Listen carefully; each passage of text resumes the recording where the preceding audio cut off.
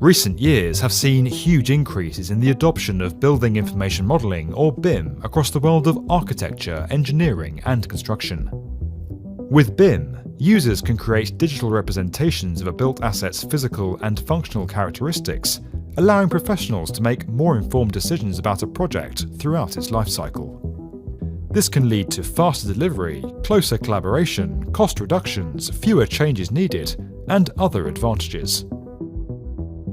But while the industry is using BIM more than ever before, a lack of standards worldwide has prevented it from reaching its full potential. Now, however, things are starting to change.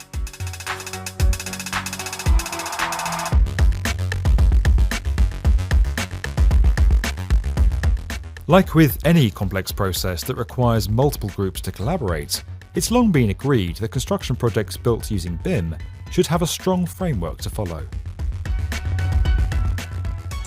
BIM standards were introduced to do just that, enabling users to implement BIM more effectively and accurately, reduce the effort required to develop models, and improve consistency across projects and their stakeholders. The positives of standards may seem clear, but establishing them has not been so easy, and there are vast differences in their availability and application worldwide. Europe is where some of the best BIM adopters can be found, and several countries have been praised for their approaches to BIM standardization.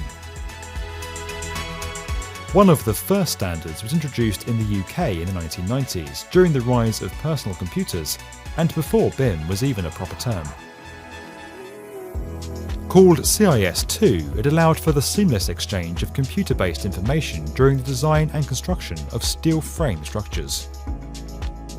More recently, in 2011, the UK government declared that from 2016 onwards, all centrally procured public projects had to implement fully collaborative 3D or Level 2 BIM as a minimum, based on the PAS 1192 Part 2 standard. This suite of standards has had a big impact in boosting awareness of BIM across the UK industry, but has since been superseded by a more comprehensive international standard, which we'll come on to later.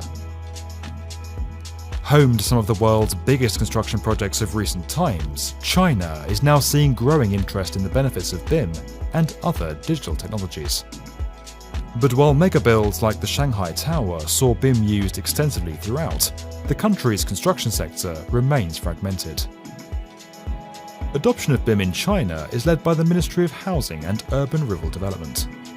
It unveiled a 5-year plan in 2011 that aimed to increase the uptake of BIM, but because it was suggested rather than mandatory, it led to only minor progress. However, this was followed by another plan in 2016 which set out how BIM adoption will be driven by government, with new policies aimed at developing guidelines and standards.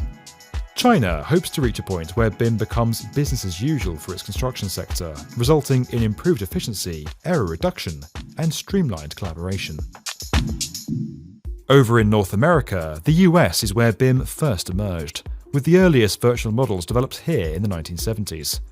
But despite its head start with the technology, it doesn't have a nationwide mandate.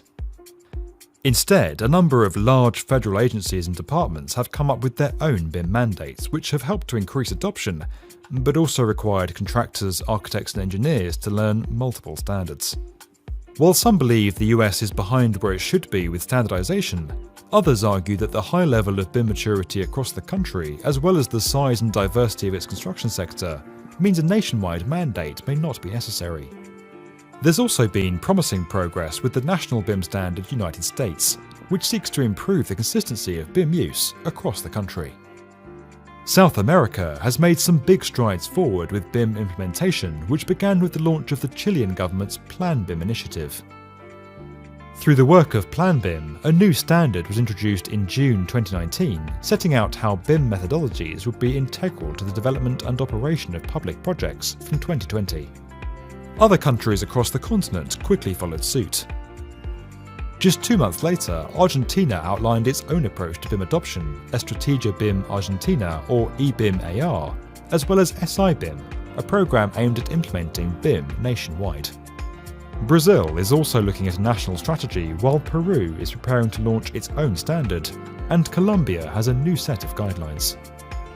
The first international BIM standards, ISO 19650 Part 1 and 2, were published in early 2019 by the International Organisation for Standardisation, and are based on British standards like the one mentioned earlier. They aim to provide the necessary framework for designers and contractors from different countries to collaborate more efficiently, while encouraging further uptake of BIM. Fortunately, due to the momentum we are now seeing, we can be optimistic that a fully digital-driven industry producing better, more efficient projects is within our reach.